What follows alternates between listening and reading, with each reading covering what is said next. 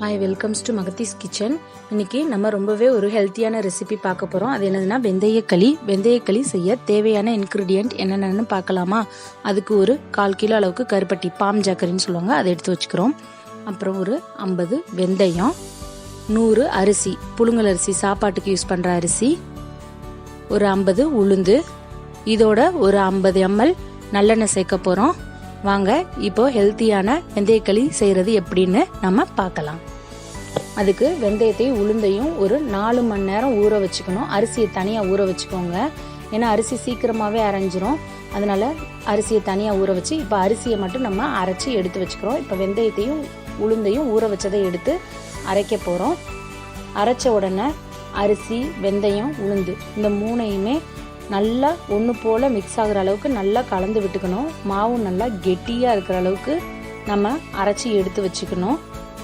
நல்லா கலந்து விட்டுக்கோங்க. மாவு நல்லா பொங்கி வரும். இப்போ பாருங்கள், மாவு நல்லா கெட்டியாக இருக்கா, இந்த பதத்தில் நீங்கள் அரைச்சி வச்சுக்கணும். இப்போ நம்ம கருப்பட்டி பாகு காய்ச்ச போகிறோம். அதுக்கு கருப்பட்டியை சின்ன சின்னதாக நொறுக்கி வச்சுருக்குறோம். வாங்க இப்போ கருப்பட்டி பாகு காய்ச்சலாம். அதுக்கு ஒரு 100 ml தண்ணியை எடுத்து ஊற்றிக்கணும். அடுப்பில் ஊற்றி நல்லா ஹீட் பண்ணிவிட்டு அதில் நம்ம கருப்பட்டியை சின்ன சின்னதாக நொறுக்கி வச்சிருக்கிறத சேர்க்க போகிறோம். சேர்த்து நல்லா கொதிக்க விடுங்க. அப்போ தான் கருப்பட்டி பாகு ரெடி ஆகும். கருப்பட்டியை அப்படியே நம்ம வெந்தயக்களியில் சேர்க்க முடியாது, ஏன்னா அதில் மண் இருக்கும். மண், தூசி இந்த மாதிரி பொருள்லாம் இருக்கும். அதை வந்து நம்ம காய்ச்சி வடிகட்டி எடுத்து வச்சுக்கணும். அப்போ தான் நம்ம நல்ல வெந்தயக்களி ரெடி பண்ண முடியும். இல்லைன்னா மண், குருணை இந்த மாதிரி ஏதாவது இருக்கும், அதனால டேஸ்ட் நல்லா இருக்காது. ஸோ நம்ம இப்போ காய்ச்சி வடிகட்டி எடுத்து வச்சுக்கிட்டோம். இப்போ அடுப்பில் கடாய் வச்சுட்டு நான் 50 நல்லெண்ணெய் சொன்னேன்ல, அதில் ஃபர்ஸ்ட் 25 ml நம்ம இப்போ ஊற்றுறோம். மீதம் உள்ள 25 ml நம்ம லாஸ்ட்டாக சேர்த்துக்கலாம். இப்போ 25 ml நல்லெண்ணெயை ஊற்றியாச்சு. இதில் வந்து நம்ம அரைச்சி மிக்ஸ் பண்ணி எடுத்து வச்ச மாவு இங்கே பாருங்கள், இந்த பதத்தில் இருக்கணும். நீங்கள் நல்லா மையாக அரைச்சிக்கணும்.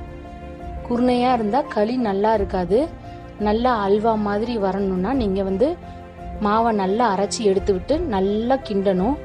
அடி பிடிக்காத அளவுக்கு கிண்டணும். இந்த வெந்தயக்களி வந்து உடம்புக்கு ரொம்பவே நல்லா இருக்கும். ஏன்னா இது வந்து உடம்பு சூடு இந்த மாதிரி இதுக்கெல்லாம் வெந்தயம் யூஸ் பண்ணுவோம். ஃபர்ஸ்ட் ஒரு 5 நிமிஷம் வந்து நீங்கள் ஹை ஃப்ளேமில் கிண்டுங்க. அடுத்து கொஞ்சம் கொஞ்சமாக நம்ம காய்ச்சி வச்ச கருப்பட்டி பாகை சேர்த்து கிளறணும். கொஞ்சம் கொஞ்சமாக சேருங்க. அப்போ தான் நல்லா கருப்பட்டி பாகு எல்லா இடத்துலையும் ஈவனாக ஒன்று போல் மிக்ஸ் ஆகும். அதுக்காக தான் கொஞ்சம் கொஞ்சமாக சேர்க்குறோம். கொஞ்சம் கொஞ்சமாக அந்த மாவு வந்து கொஞ்சம் திக்காக இருக்கிறதுனால அடிப்பிடிக்க ஆரம்பிக்கும். அதனால தான் கொஞ்சம் கொஞ்சமாக கருப்பட்டி பாகை நம்ம சேர்த்துக்கிட்டே கிண்டணும். நீங்கள் மொத்தமாக ஊற்றிட்டீங்கன்னா சீக்கிரமாகவே அது பிளெண்ட் ஆகிடும். உங்களுக்கு கீழே அடிப்பிடிக்க ஆரம்பிச்சிடும். வேகிறதுக்கு ஒரு 10 நிமிஷம் ஆகும். ஃபர்ஸ்ட் நம்ம ஹை ஃப்ளேமில் ஒரு 5 நிமிஷம் இது பண்ணிவிட்டு அதுக்கப்புறம் கருப்பட்டி பாகு சேர்க்கும் போது ஒரு 10 நிமிஷம் அதை மெதுவாக தான் கிண்டணும். ஃபைனலாக தான் நம்ம மிச்சம் 25 ml நல்லெண்ணெயை ஊற்ற போகிறோம். அதனால கொஞ்சம் கொஞ்சமாக சேர்த்துக்கிட்டு இருக்கோம். சேர்த்து அடிப்பிடிக்காத அளவுக்கு நல்லா கிண்டுங்க. உளுந்து வந்து குறுக்கு வலிக்கு ரொம்ப நல்லது. பேக் பெயின் இருக்கவங்க உளுந்தங்களி சாப்பிடுவாங்க. அதனால தான் நம்ம வெந்தயம், உளுந்து இதெல்லாம் சேர்த்து போட்டு களி செய்கிறோம். இது கிராமத்திலேயே ரொம்ப நல்ல ரெசிபி. அங்கே நம்ம பாரம்பரியமான உணவில் இதுவும் ஒன்று. இந்த மாதிரி ஹெல்த்தியான ரெசிபியை வந்து நீங்கள் உங்கள் வீட்டில் உள்ள பெண்களுக்கு செஞ்சு கொடுத்தீங்கன்னா ரொம்பவே நல்லா இருக்கும். இந்த மாதிரி நல்லா கிளறுங்க. ஒன்று போல் கிளறணும். பாருங்கள், கொஞ்சம் கொஞ்சமாக கருப்பட்டி பாகை நம்ம சேர்த்து கிளறிக்கிட்டு இருக்கோம். அடிப்பிடிக்காத அளவுக்கு நீங்கள் நல்லா கிளறிக்கிட்டே இருக்கணும். இது அல்சர் இந்த மாதிரி பிரச்சனைக்கு கூட இந்த மாதிரி நீங்கள் வீக்லி ஒன்ஸ் செஞ்சு சாப்பிட்டு பாருங்க. ரொம்ப நல்லாவே ஒரு ரிசல்ட் உங்களுக்கு கிடைக்கும். நல்லா கிளறி விட்டுக்கிட்டே இருங்க, அடிப்பிடிச்சிடக்கூடாது. பாருங்க, நல்லா கெட்டியா வந்திருக்கா. இந்த மாதிரி கெட்டியா ஆகுற வரைக்கும் நீங்க கிண்டிக்கிட்டே இருக்கணும். மொத்தம் 15 நிமிஷம் ஆகும்.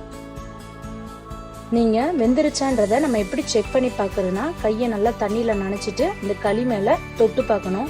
அப்ப களி உங்க கையில ஒட்டாத அளவுக்கு இருந்தா மட்டும்தான் களி வெந்திருக்குன்னு அர்த்தம். இப்ப பாருங்க, ஒரு 10 நிமிஷம் ஆயிடுச்சு. நம்ம இப்போ தொட்டு பார்க்குறோம்.